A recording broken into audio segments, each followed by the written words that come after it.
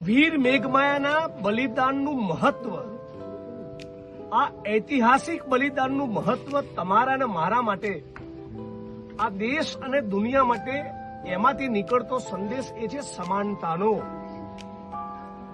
જેટલું એમનું બલિદાન મહત્વનું, એટલું જ મહત્વનું બલિદાન વખતની શરત 888 વર્ષ પહેલા થયેલી એક સામાજિક ક્રાંતિની શરૂઆત કહેવાય.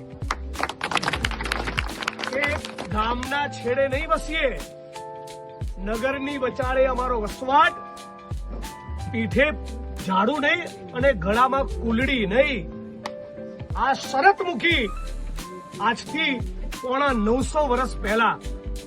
એટલા માટે આપણે બધા આ વીર નાયકને, વીર મેઘમાયાને સલામ કરીએ છીએ અને વંદન કરીએ છીએ.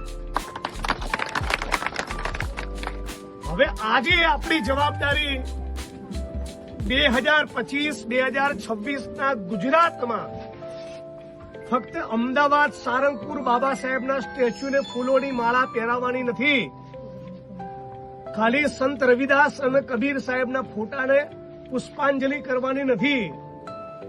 આજે જે અસ્પૃશ્યતા બચી છે એની સામે લડીએ તો આજે અહીંયા આવું લેખે લાગે. અને કોઈ પણ પક્ષની સરકાર હોય, રાજ્ય સરકારોએ મેઘમાયાની જય બોલાવતા પહેલા પોતાની જાતને સવાલ એ પૂછવો પડે કે તમારા શાસનમાં કોઈ ભાનુભાઈ વણકરે બલિદાન કેમ આપવું પડ્યું આજ પાટણની ધરતી પર?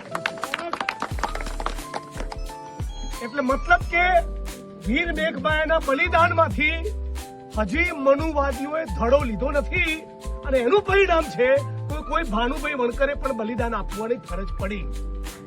એટલે આજે બધા આપણે સંકલ્પ એ કરીએ કે ફરી વખત બલિદાન દિવસ ઉપર આવતા વર્ષે અહીંયા આવીએ.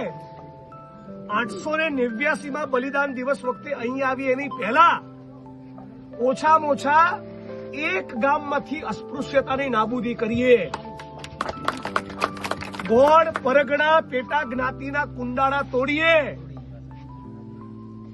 અને વાલ્મીકી સમાજ જે દલિતોમાં પણ દલિત છે એના ગળેથી ઉલડી ગઈ હોય પણ એના કિસ્મતમાંથી હજી ઝાડુ ગયું નથી. એ ઝાડુ દૂર થાય એના માટે જો મથીએ તો સાચા અર્થમાં વીર મેઘમાયાને યાદ કરે. આજે આ પ્રસંગે રાજ્યની સરકારને અને સરકારના કેમ્પમાં બેઠેલા અને મૌન ધારણ કરીને બેઠેલા ધૃતરાષ્ટ્રોને પણ પૂછવા માંગુ છું, આ સ્થાનક માટે, આ જગ્યા માટે ફાળવેલા 11 કરોડ ક્યાં ગયા? આજે ટુરિઝમ દિવસ પણ છે અને વીર મેઘમાયાનું બલિદાન દિવસ પણ છે. તો ભારતીય જનતા પાર્ટીની સરકારે બીજા તબક્કાનું કામ પૂરું કરવા માટે જે ગ્રાન્ટ, જે બજેટ ફાળવવાની હતી એ ફાળવો, એ તાબડતોબ પૂરી કરો. બાકી આજે ચેતવણી આપીએ છીએ, આવતા વર્ષ પહેલા તમારો ધુમાડો કાઢી નાખીશું. લડીશું ને બધા સાથે મળીને? તૈયાર છો બધા?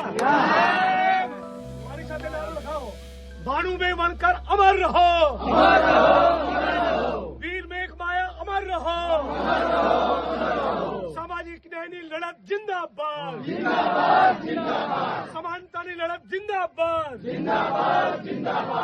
અને છેલ્લે આપ સૌ મારા ઘરના પરિવારના લોકો ઉપસ્થિત છો ત્યારે, મારી બહેનો, માતાઓ, વડીલો અને યુવાન મિત્રો બધા બેઠા છો ત્યારે, કોઈ પણ રાજકીય પક્ષનો માણસ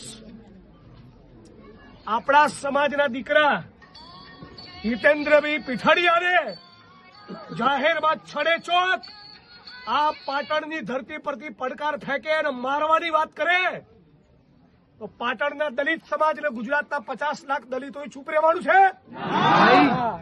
એનો જડબા તોડ જવાબ આપીશું. અને હું જે દિવસે આહવાન કરું એ દિવસે બધા મોટી સંખ્યામાં બહાર આવવાનું છે.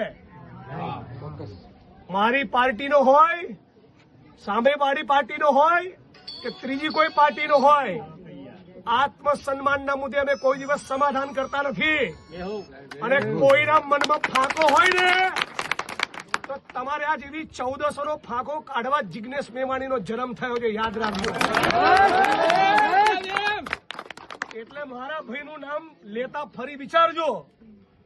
બાકી હું એ જ જિગ્નેશ મેવાણી છું જેને ભાનુભાઈ વણકરના બલિદાન વખતે આખી રાજ્યની સરકારને દોડતી કરી હતી. તારું તો ચણું નહીં આવે. જય ભીમ.